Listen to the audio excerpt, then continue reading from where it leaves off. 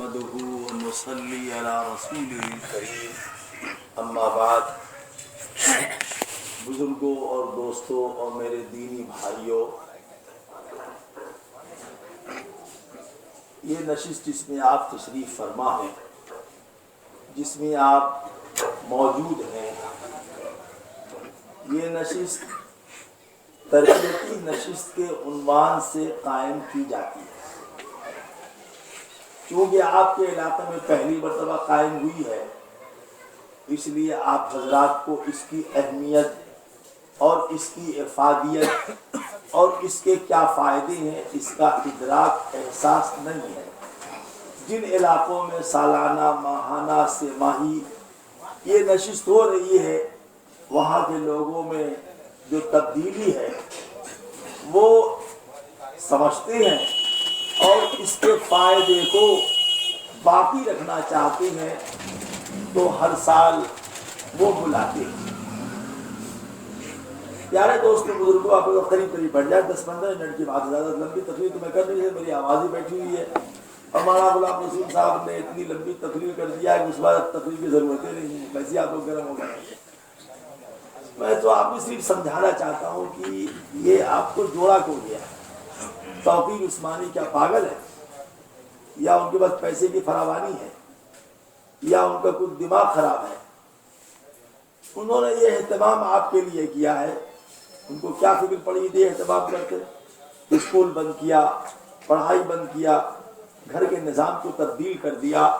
انہوں نے، ان کو کیا فکر اس بات کی، کیوں اس کام کو کیا ہے؟ اتنی ہماری طبیعت خراب ہے، ڈاکٹر حضرات مجھے سفر کرنے سے منع کرتی ہیں، اس کے باوجود لیٹ کر ہم آئے ہیں۔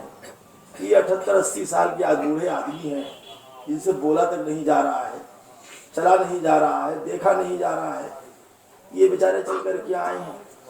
یہ آپ تمام بزرگان دین یہاں سے آئیے، سفید سفید داڑیاں رکھے ہوئے بیچارے، یہ اللہ کے نیک بندے گھر کی راحت چھوڑ کر یہاں آئے ہوئے ہیں، کیا ان سب کے دماغ میں خلل ہے؟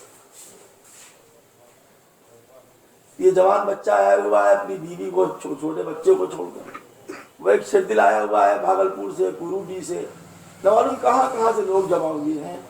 تو پہلی بات آپ کو یہ بتانا چاہتا ہوں، یہ جلسہ نہیں ہے کہ اس میں 1000-2000 آدمی جمع کیے جائے اور خود تقریریں ہوں، جلسہ نہیں ہے۔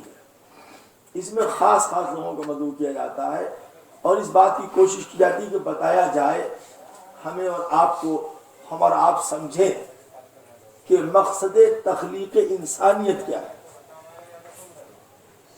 آپ میں کا ایک آدمی اگر آج کی نشست سے سمجھ جائے گا تو انشاءاللہ العزیز اس مجلس میں بیٹھا ہوا ہر آدمی 1000 آدمی پر بھاری ہو جائے، 1000 آدمی پر بھاری ہو جائے۔ میں اس کی چھوٹی سی مثال دیتا ہوں، بالکل چھوٹی سی تازہ مثال۔ میں سیتامڑھی بھی ہمارا بہت اچھا حلقہ ہے، بہت کافی، اور نوجوانی کا حلقہ ہے۔ جس وقت میں بالکل نئی مجھ کو اجازت ملی تھی، اس وقت کا حلقہ ہے، علماء کا حلقہ ہے۔ شاید بعض بستیاں ایسی ہیں کہ شاید کوئی گھر ہو جہاں حافظ، عالم، قاری، مفتی نہ ہو، کوئی گھر ایسا، پوری کی بستی حافظ، پوری کی پوری بستی عالم، پوری کی پوری بستی جو ہے مفتی، ایسی بستی۔ گزشتہ کئی سال سے مجھے جانے کا اتفاق ہو رہا تھا، تو ان لوگوں کا مطالبہ تھا کہ تربیتی نشست کے عنوان سے جو آپ کام کرتے ہیں وہ اس علاقے میں بھی شروع کر دیں، تو اپنی صحت کی خرابی اور عذر اور معذرت اور اپنی مصروفیت کی بنا پر، اور اس وجہ سے کہ علماء کی پوری کھیپ ہے وہاں پر، ہماری ضرورت نہیں، لیکن ہمارے بھی کچھ وہاں اجازت یافتہ لوگوں کا کہ نہیں تم سفر کرو۔ تو میں نے سفر کیا 3 دن کا۔ وہاں ہمارے مسترشد ہیں حافظ ممتاز احمد صاحب، اللہ نے ان کو مال بھی دیا ہے، شعور بھی دیا ہے، عقل بھی دیا ہے، ایک مدرسہ بھی وہ چلاتے ہیں، اور کافی صاحب جائیداد آدمی ہیں۔ انہوں نے اپنے گھر پر رکھا، پہلی مرتبہ لوگوں نے بتایا کہ ایسی نشست ہم لوگوں نے نہیں سنا ہے، کبھی ایسی ہوئی ہو، کبھی نہیں سنا۔ انہوں نے اپنے گھر پر رکھا، ایک چھوٹی سی مختصر سی مسجد ہے، اس میں عصر سے لے کر کے اور عشاء تک بیان ہوتا تھا، تسبیحات پڑھی جاتی تھی، کتاب سنائی جاتی تھی، بیان میرا ہوتا تھا، ذکر کی مجلس ہوتی تھی، دعا ہوتی تھی، پھر فجر کے بعد ذکر کی مجلس ہوتی تھی، तो 84 साल के बूढ़े उलमा, 80 साल के बूढ़े उलमा जिनको नजर नहीं आता, हाथों से पकड़ पकड़ करके आए और उन्होंने कहा कि जितना फायदा हम लोगों को इस नशीश से हुआ, बड़े बड़े जलसों से नहीं हुआ। प्यारे दोस्तों और बुजुर्गों, मेरे दीनी भाइयों, तकरीरें दिन रात हो रही। मैं सिर्फ लतीफ़ा सुना रहा हूँ, आप लोग बुरा मत मानिएगा। हमारे यहाँ लगता है तबलीगी जमात से जुड़े हुए कुछ भाई बैठे हो, सिर्फ लतीफ़ा बनाए लतीफ़ा है। हमारी मस्जिद में एक जमात आई, उसने ऐलान किया कि हजरात नमाज के बाद तशरीफ रखिए, दीन की बात होगी। और एक तालीम था बहुत मजाकिया, उसने कहा हजरात तशरीफ रखिए, दीन पर अमल होगा। सिर्फ एक मजाक की बात उसने कहा। क्या बात थी? तो वो उस वक्त हमारे यहाँ ज़िक्रुल्लाह की मजलिस होती है, तो उसने उसी तनाजुर में कह दिया कि हजरात आप तशरीफ रखिए, दीन पर अमल होगा। मजाक की बात थी, सब लोग हंसने लगे, वो भी लोग हंसने लगे, हम लोग भी हंसने लगे। लेकिन आपको जो समझाना चाहते हैं ये कि आप एक मतलब सोच के बताइए। इतने लोग बैठे होंगे, हो सकता है इसमें बहुत से लोग कॉलेज में हो, कॉलेज में से जुड़े हुए हों, मदरसों से जुड़े हुए हों, यूनिवर्सिटियों से जुड़े हुए हों, बाजारों से जुड़े हुए हों, स्कूलों से जुड़े हुए हों, काश्तकार हों, और जितने भी तबलीगी जमात से जुड़े हुए हों, खानकाहों से जुड़े हुए हों, मदरसों से जुड़े हुए हों, हम सब लोग एक फिक्र करें। यहाँ बैठकर सब लोग फिक्र करें, सोचें। आप बताइए 1,32,00,000 आदमी पूरी दुनिया में तबलीगी जमात के हिसाब से नेटवर्क है, ऐसा नेटवर्क है जिसका कोई हिसाब किताब नहीं, रजिस्टर पोस्टर कुछ नहीं। लाखों की तादाद में मकतब है, मदरसे हैं। 50,000 मकतब तो सिर्फ यूपी में, 7,500 मदरसे सिर्फ बिहार में, और बहुत सी बातें। लेकिन ये बात बताइए मेरे भाइयों दोस्तों बुजुर्गों, सच सच सोच बताइए, हम सब इस वक्त तकरीर न सुने, बल्कि हम सब इस वक्त अल्लाह को हाजिर नाजिर जानकर सोचे कि मकतब भी मौजूद हैं, मदरसे भी मौजूद हैं, उलमा भी मौजूद हैं, मुफ्तियान भी मौजूद हैं, जमात का काम भी हो रहा है, किताबें भी छप रही हैं, लेकिन जैसी इस्लाह इस उम्मत की होनी चाहिए वैसी इस्लाह नहीं हो रही है। ये सच कहता हूँ, गलत कहता हूँ? बोलो, सच बोलो, सच बोलो, अल्लाह का मुंह दिखाना, सच बोलो एकदम, अल्लाह को हाजिर नाज़िर जाने बताओ कि जैसी इस्लाह होनी चाहिए थी और जैसा मुसलमान होना चाहिए था, क्या वैसा मुसलमान है? नहीं है। तो पता लगा कहीं कुछ खामी है, कहीं कुछ कमजोरी है, कहीं कुछ सड़ांग है, कहीं कुछ बदबू है, कहीं कुछ सुराख है, कहीं कोई बात है जिसकी वजह से इतने सब चीजें होने के बावजूद एक मरीज शिफायाब नहीं हो रहा है। मर्ज की तशखीस हो जाए, डॉक्टर मर्ज पकड़ ले और दवा भी हो, मरीज शिफा न पाए तो समझ में आता है कि कुछ गड़बड़ जरूर है।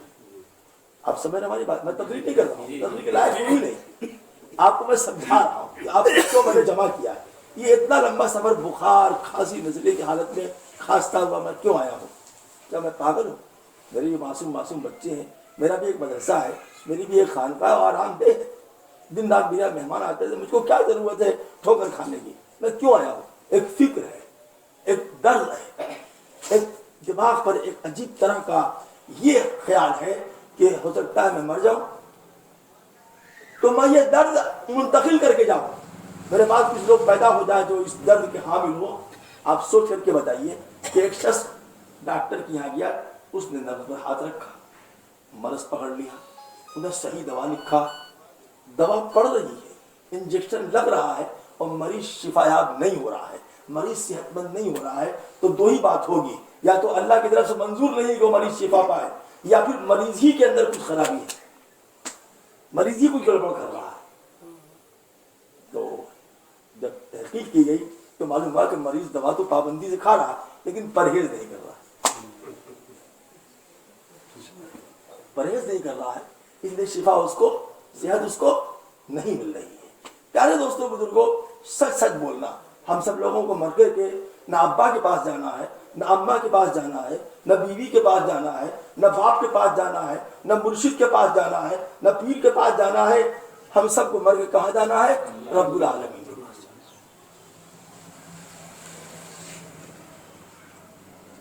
जरा ठंडे दिल से सोचिए, अल्लाह रब्बुल आलमीन फरमाती वत्तकू यौमन तुरजाऊन फीह इलल्लाह, ڈرو اس دن سے جس دن تم سب لوٹائے جاؤ گے اللہ کی طرف.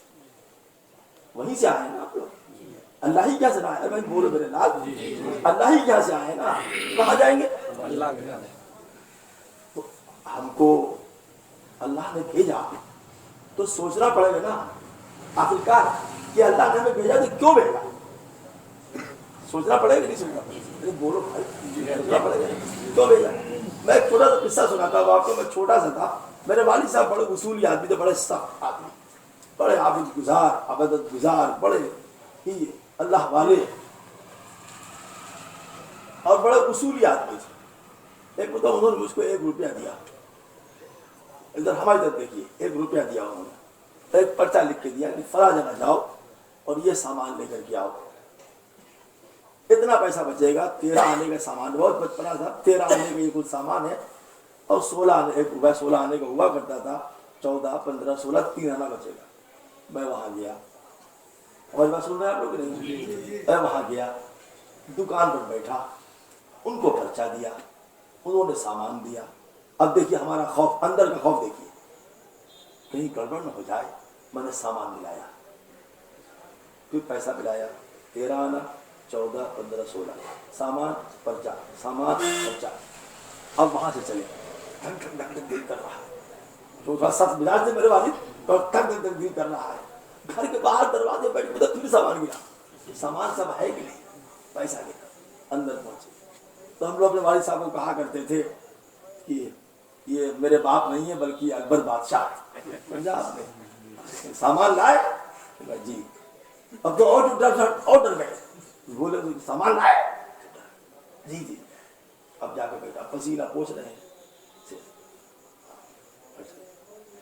سامان گنتی کیا, ہاں پیسہ بچا, ہاں ٹھیک ہے شاباش, جاؤ ایسے کام کیا کرتے.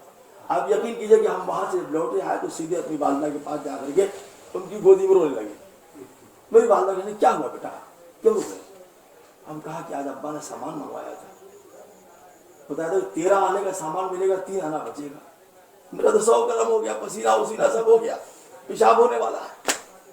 وہ کہنے لگے بیٹا دیکھو ایسی بات ہے, تم کو تمہارا باپ پڑھائے گا, لکھائے گا, عالم بنائے گا, تم اپنے بھائیوں میں تم کو وہ عالم بنائے گا. وہ چاہتے ہیں ایک نمونے کا عالم تم بنو, ایک ایسے نمونے کا عالم بنو کہ تمہارے دلوں میں ایسا خوف اللہ کا پیدا ہو جائے کہ کوئی نہیں دیکھ رہا ہے لیکن جب تمہارے باپ نے 1 روپے کا حساب دینے میں تم کو پسینہ آ گیا بیٹا, پھر اللہ کیا تم کیسے حساب دے گے 70 سال 80 سال زندگی کا. یہ تمہارا باپ تم کو ابھی سکھانا چاہتا ہے. تو ماں باپ جب تربیت کرتے ہیں تو بیٹا اچھا بنتا ہے, اور ماں باپ ہی جب تربیت نہیں کریں گے تو جو بھی کمی اولاد کے اندر رہ جائے وہ گڑبڑ ہو جائے. مدرسے کے اندر رہے, اساتذہ اس کی تربیت نہ کریں, لڑکا تربیت قبول نہ کرے تو 8 مہینہ کیا 8 برس رہے, نمازی نہیں ہوگا, سنت کا تابع نہیں ہوگا, کیونکہ وہ رہا ہی نہیں پڑھنے کی نیت سے, یا تربیت اس کی نہیں ہوئی. ایک آدمی سال بھر چلا لگا لے, جاپان چلے جا, مدینے چلے جا, مکہ چلا جائے, گھوم کے چلا آگے, لیکن چونکہ اس نے تربیت حاصل ہی نہیں کی, اس کا مقصد ہی نہیں تھا حاصل کرنا تربیت, اس کا مقصد ہے بٹر کشتی کرنا, سیاحی کرنا. تو خرے عیسیٰ کر بمکر ابد چوں بیاد ہنوس خر باقت. اگر عیسیٰ علیہ السلام کا گدھا بھی مکہ چلا جائے تو حاجی نہیں کہلائے, گدھا ہی کہلائے, گدھا کہلائے. اب بالکل کسی نے گدھے کو حاجی کہا, کسی نے گھوڑے کو حاجی کہا, وہاں تو بے انتہا اٹھو تو کہا آپ نے کبھی اے عمر حاجی صاحب نہیں, کیونکہ بننے کے لیے, سنورنے کے لیے, کچھ کرنے کے لیے عقل و شعور شرط ہے. وہ عقل و شعور ان کے پاس نہیں ہے. تو ہمارا آپ کو جو جمع کرنا ہے, اور یہ ہمارے بچوں نے جو آپ کو یہاں جمع کیا ہے, اور یہ علاقے میں ہم یہ دورہ کر رہے ہیں اس تکلیف کے باوجود, اس لیے ہمیں غور کرنا ہے کہ ہماری پیدائش کا مقصد کیا ہے. اور جب ہمارے یہ سمجھ